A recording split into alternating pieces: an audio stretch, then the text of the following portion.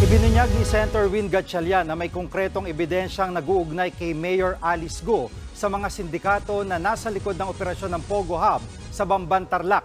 Nasa frontline ng balitang yan si Ria Fernandez. Hindi raw maitatanggi ni suspended Mayor Alice Go ang koneksyon niya sa mga na-raid na Pogo Hub sa Bamban, Tarlac noong Marso. Ayon kay Senator Win Gatchalian, sa mga dokumento pa lang tulad ng application sa linya ng internet nakapangalan na kay Go.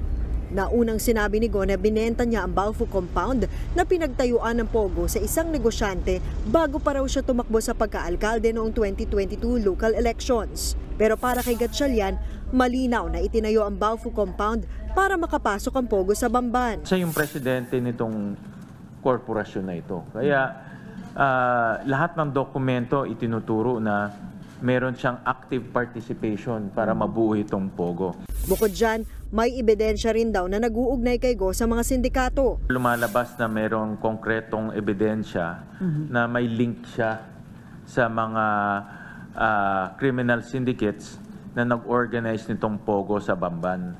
So meron siyang link dito sa mga organized crime. Ipinagtataka naman ni Gatchalian ang umano'y bigla ang pagkamatay ng engineer ng Howley Builders Construction Company na nagtayo sa Baofu land ni Go. Sinek namin yung building permit na ang nag-apply si Alice Go at ang nakasulat doon sa contact engineer, isang engineer na nangangalang JM Turla. Well, kung si Engineer Turla buhay pa, sigurado malalaman natin sino yung mga nagpagawa sino yung contractor o mga Chinese engineer na gumawa nung Pogo Hub sa Bamban. But since wala na siya, hindi na natin malalaman yan. No? Ikinadismaya rin ni Gatchalian ang sinabi raw ng Anti-Money Laundering Council o AMLAC na hindi nila matrace kung paano nakapasok ang 6 na bilyong piso na ginamit para sa pagpapatayo ng Baofu land ni Go.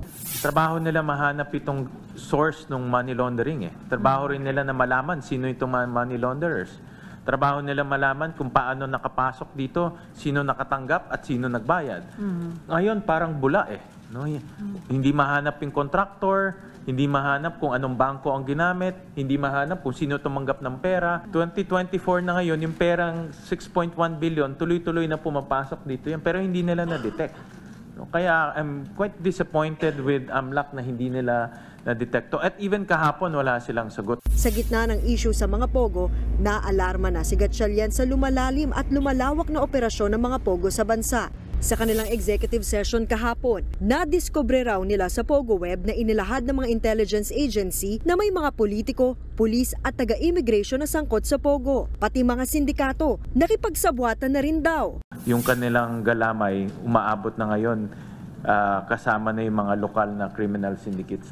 Nakakatakot to dahil pera ng mga foreign criminal syndicates, pumupunta na dito, pinupondohan nila yung local criminal syndicates. Kaya nagsasanib puwersa na itong mga masasamang elemento. Hindi na maibahagi ng senador ang iba pang detalye tungkol dito dahil daw sa confidentiality. Tulad ni Senator Risa Ontiveros, naniniwala si Gatchalian na napapanahon ng paalisin ni Pangulong Bongbong Marcos ang mga Pogo sa bansa.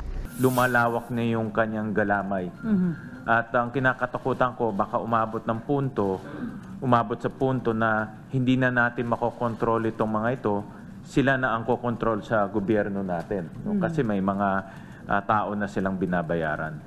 Nagbabalita mula sa Frontline, Ria Fernandez, News 5. Mga kapatid, Jiggy Manikad po, iba na ang may alam at may pakialam sa panahon ngayon. Para sa konkreto, kumpleto at komprehensibong balitaan sa Frontline, mag-follow at mag-subscribe sa social media pages ng News 5.